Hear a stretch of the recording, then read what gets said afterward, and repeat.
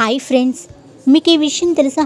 చాణక్యుని పాత్ర కోసం పోటీ పడ్డ ఎన్టీఆర్, ఏఎన్ఆర్ గారు చివరికి ఆ సినిమా రిజల్ట్ ఏమైందో తెలుసా? సినిమా పరిశ్రమలో స్టార్ హీరోల మధ్య పోటీ ఉండటం అనేది సర్వసాధారణం. ఇద్దరు హీరోలు టాప్ ప్లేస్లో ఉన్నారు అంటే వారి మధ్య ఆరోగ్యకరమైన పోటీ ఉండవచ్చు, లేదంటే మరో రకంగా అయినా పోటీ ఉండవచ్చు. కానీ ఎక్కువగా స్టార్ హీరోల మధ్య హెల్దీ కాంపిటీషన్ కనిపించదు.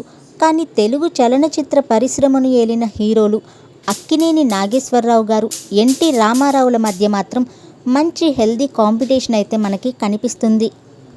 వీరిద్దరూ ఎంతో సన్నిహితంగా అన్నదమ్ముల్లా కనిపించేవారు. అంతేకాకుండా కలిసి సినిమాలు సైతం చేసేవారు.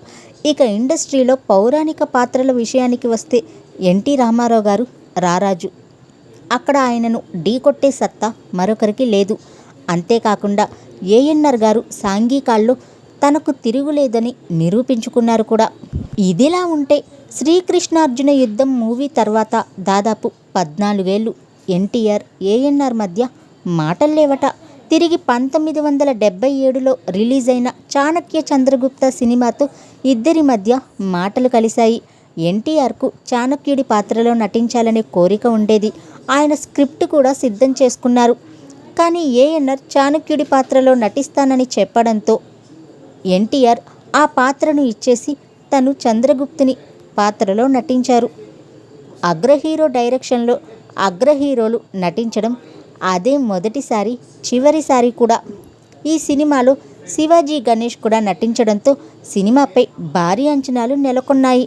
అయితే అప్పటికే దానవీర సూరకర్ణ సినిమా షూటింగ్ పూర్తి కాగా ఎన్టీఆర్ ఆ సినిమాను పక్కన పెట్టి ముందు చాణక్య చంద్రగుప్త సినిమాను పూర్తి చేశారు. ఈ సినిమాలో తనకంటే ఏఎన్ఆర్కు మంచి మార్కులు పడాలని ఎన్టీఆర్ భావించారు. ఈ సినిమా బాక్సాఫీస్ వద్ద ప్రేక్షకులను నిరాశపరిచింది. ఇక ఈ సినిమా రిలీజ్ అయిన నెల రోజులకు అడవిరాముడు సినిమా రిలీజ్ అయింది. ఆ మూవీ వేవ్లో ఈ చాణక్య చంద్రగుప్త మూవీ కొట్టుకుపోయిందనే చెప్పొచ్చు.